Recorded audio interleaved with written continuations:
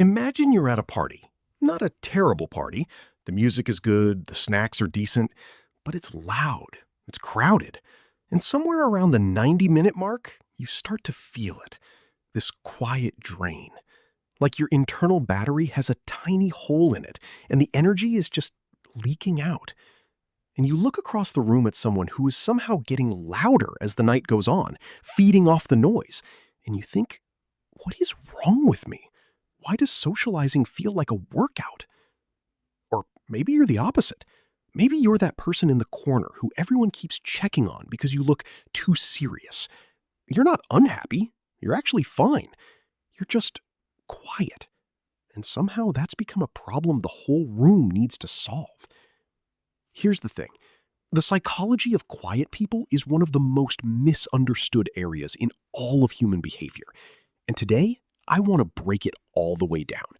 Not to tell you that quiet is better than loud, or that introverts are secretly smarter, or any of those satisfying but oversimplified takes, but to genuinely explain what's happening inside the minds of people who prefer stillness, and why our culture has spent decades getting it almost entirely wrong. Let's start with the brain, because this is where it gets genuinely fascinating. Back in the 1960s, a psychologist named Hans Eysenck proposed something radical. He suggested that introverts and extroverts aren't just personality types, they're neurologically different. Specifically, he theorized that introverts have a higher baseline level of cortical arousal, meaning their brains are already more stimulated at rest. Social noise, crowds, constant stimulation, it pushes them past their sweet spot. Extroverts, on the other hand, have lower baseline arousal, so they actively seek stimulation to feel optimal. Think of it like a volume knob. Quiet people's knobs are already turned up. They don't need more noise. They need less. More recent neuroscience has added texture to this.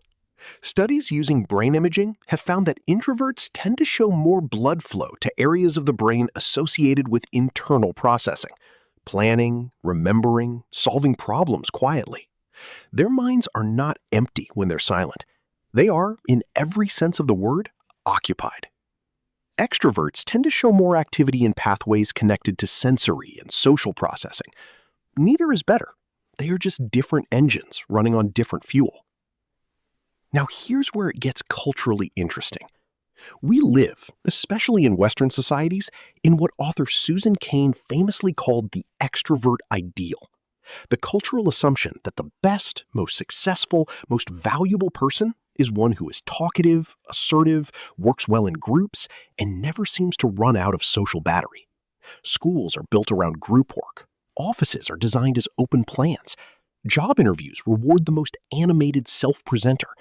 And somewhere along the way, silence became suspicious. Quietness became coded as shyness, aloofness, arrogance, or worse, lack of confidence. But here's the psychological reality. Shyness is the fear of social judgment. Introversion is simply a preference for less stimulation. They often get lumped together, but they are completely distinct. A quiet person at a dinner table might not be afraid of you. They might just be thoroughly enjoying a single deep conversation far more than they would enjoy working the whole room. There's a difference between can't and won't, and for a lot of quiet people, the world keeps confusing the two. Think about what it's like to be a quiet kid in school. You know the answers. You've been thinking about the answer for the last 3 minutes, actually, turning it over, refining it, considering the counter-argument. But the loud kid across the room threw out a half-formed idea 20 seconds ago and got the praise. What does that teach a quiet child? That speed matters more than depth, that volume signals intelligence, that the performance of thinking is more valued than the thinking itself. Is it any wonder so many quiet people grow up feeling like they're doing something wrong? And yet, and this is the part I find really beautiful, there are entire cultures on this planet that have built their social architecture around the value of quiet. In many East Asian cultures, restraint in speech is associated with wisdom, not weakness. The Finnish concept of sisu honors stoic perseverance and inner strength over outward expression. In Japan, there's a word ma, which roughly translates to meaningful silence. the pause between notes that gives music its shape. Quiet in these traditions is not an absence, it is a presence. Let me ask you something. When was the last time someone's silence taught you something? A friend who didn't rush to fill the gap after you said something hard. A colleague who actually listened before speaking. A moment where the lack of noise was somehow the most eloquent thing in the room. Quiet people often create that space, not because they have nothing to say, but because they understand the weight of words enough to wait for the right ones. There's also a growing body of research suggesting that quiet, reflective people often demonstrate what psychologists call response inhibition, the ability to pause before reacting. In a world optimized for hot takes and instant replies, this is genuinely rare. It's associated with better decision-making, deeper empathy, and a greater capacity for what researchers call integrative complexity, holding multiple perspectives at once without needing to flatten them into a single loud opinion. This doesn't mean quiet people don't struggle. Many do.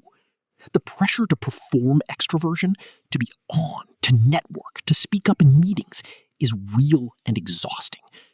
Psychologists call it self-monitoring, and doing it constantly is a form of emotional labor that takes a real toll. Some quiet people spend so much energy trying to appear appropriately sociable that by the time they get home, they need a full evening of silence just to feel like themselves again. That's not weakness. That's the cost of fitting into a mold your brain wasn't built for. But here's what I want you to take away from all of this.